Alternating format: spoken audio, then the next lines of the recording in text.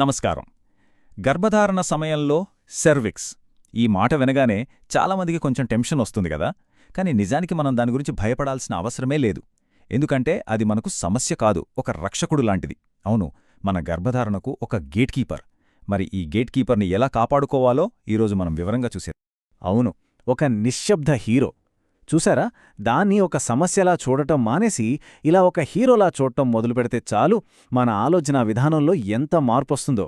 గర్భధారణ ప్రయాణం మొత్తం చాలా పాజిటివ్గా అనిపిస్తుంది.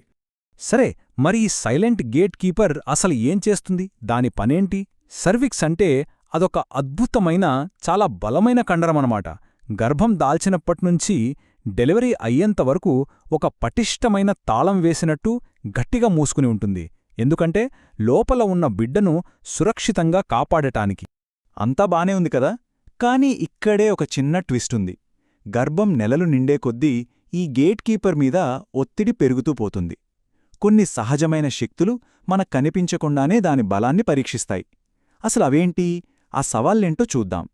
దీని అర్థం చేసుకోటానికి ఒక సింపుల్ ఎగ్జాంపుల్ చెప్తాను.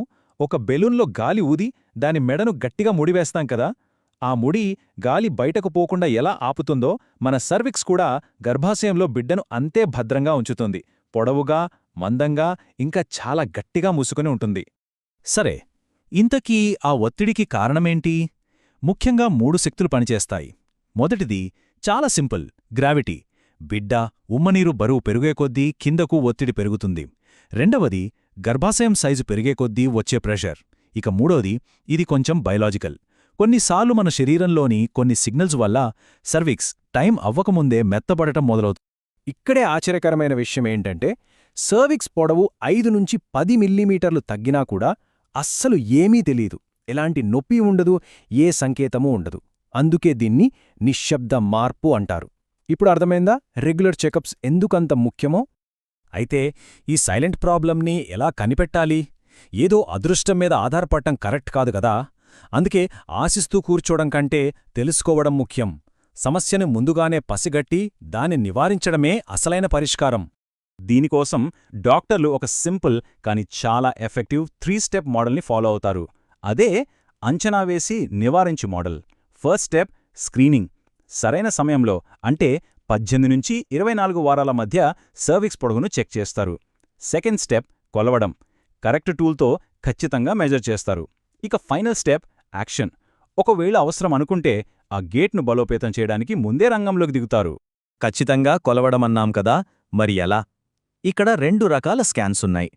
ఒకటి పొట్టమీద చేసే అబ్డామినల్ స్కాన్. ఇందులో కొన్నిసార్లు ఫుల్ బ్లాడర్ వల్ల గానీ, బేబీ హెడ్ అడ్డురావడం వల్ల గానీ కొలత 5 నుంచి 10 మిల్లీమీటర్లు తేడా రావొచ్చు. కానీ రెండవది ట్రాన్స్వజైనల్ స్కాన్ అంటే టీవీఎస్. ఇది చాలా ప్రిసైజ్గా ఉంటుంది. లోపలి ఓపెనింగ్ను ఒక మైక్రో లెన్స్తో చూసినట్లు క్లియర్గా చూపిస్తుంది. అందుకే ఖచ్చితత్వం విషయంలో డాక్టర్లు దీన్ని గోల్డ్ స్టాండర్డ్ అంటారు. ఇది చాలా సేఫ్ కూడా. సరే, స్కాన్ చేశారు. ఒకవేళ సెర్విక్స్ పొడవు తక్కువగా ఉందని తెలిసింది అనుకుందాం. వెంటనే టెన్షన్ పడాల్సిన పని అస్సలు లేదు. ఎందుకంటే దానికొక clear, evidence based action plan ఉంది. ఆ గేట్ను ఎలా బలోపేతం చెయ్యాలో డాక్టర్లకు బాగా తెలుసు. ఇక్కడ మనం గుర్తుంచుకోవాల్సిన మ్యాజిక్ నంబర్ ఒకటుంది, 25 మిల్లీమీటర్లు. సర్విక్స్ పొడవు గనక 25 mm కంటే తక్కువ ఉంటే దాన్ని మెడికల్ టర్మ్స్లో షార్ట్ సర్విక్స్ అంటారు. ఇదొక అలర్ట్ లాంటిది. అంటే మనం ఇప్పుడు యాక్షన్ తీసుకోవాలి అని అర్థం. ఈ నంబర్స్ని బట్టి ఒక సింపుల్ యాక్షన్ ప్లాన్ ఉంటుంది.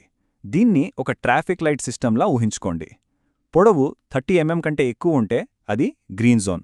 గేట్ కీపర్ చాలా స్ట్రాంగ్గా ఉన్నాడు, రొటీన్ కేర్ చాలు. అదే 25 నుంచి 29 mm మధ్యలో ఉంటే అది యెల్లో జోన్. కాస్త జాగ్రత్తగా గమనిస్తూ ఉండాలి. 1-2 వారాల్లో మళ్లీ స్కాన్ చేస్తారు. ఇక 25 mm కంటే తక్కువ ఉంటే అది రెడ్ జోన్. అంటే వెంటనే యాక్షన్ తీసుకోవాలి. ట్రీట్మెంట్ ప్లాన్ చేస్తారు.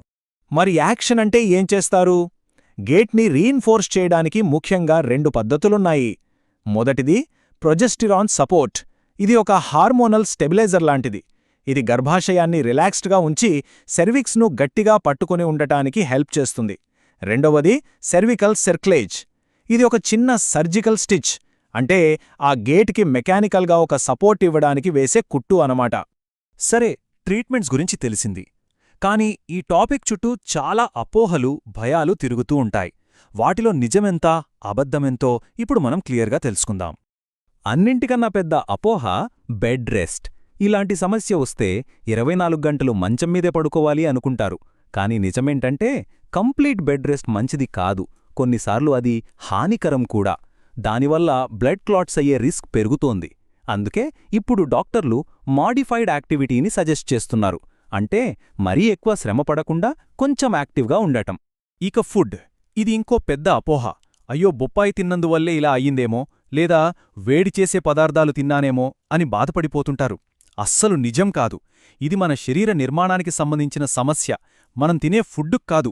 నిజానికి మంచి ప్రోటీన్ డైట్ తీసుకుంటే అది మన టిష్యూ హెల్త్కి ఇంకా మంచిది. ఇక స్కాన్ సేఫ్టీ గురించి. ఇంటర్నల్ స్కాన్ బేబీకి తగులుతుందేమో, ఇన్ఫెక్షన్ వస్తుందేమో అనే భయం చాలా కామన్. కాని ఒక్క విషయం క్లియర్గా చెప్తున్నాను, అస్సలు భయపడక్కర్లేదు.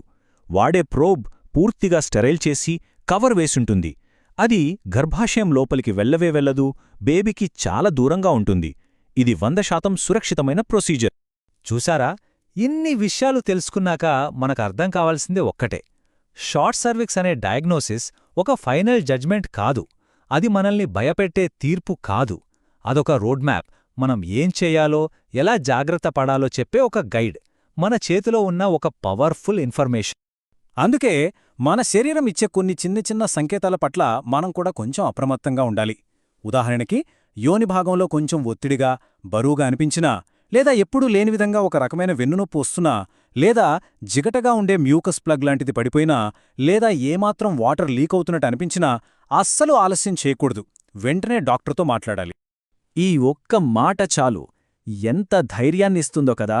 మేము మీ సర్విక్స్ పొడవును మార్చలేకపోవచ్చు, కానీ మీ గర్భధారణ ఫలితాన్ని మాత్రం మార్చగలము. అంటే ప్రాబ్లంని మార్చలేకపోయినా దాని అవుట్కమ్ని మనం కలిసి మార్చగలము అని అర్థం. ఇది డాక్టర్కి, పేషెంట్కి మధ్య ఉండాల్సిన నమ్మకం. కాబట్టి ఒకసారిలా ఆలోచిద్దాం. ఒక డయాగ్నోసిస్ అనేది మనకు వేసిన శిక్ష కాదు, మనల్ని మనం కాపాడుకోవడానికి దొరికిన ఒక దారి అయితే. సరైన అవగాహన భయాన్ని పోగొడుతుంది. ఆ అవగాహనతో మన ఆరోగ్యాన్ని మన చేతుల్లోకి తీసుకోవచ్చు కదా.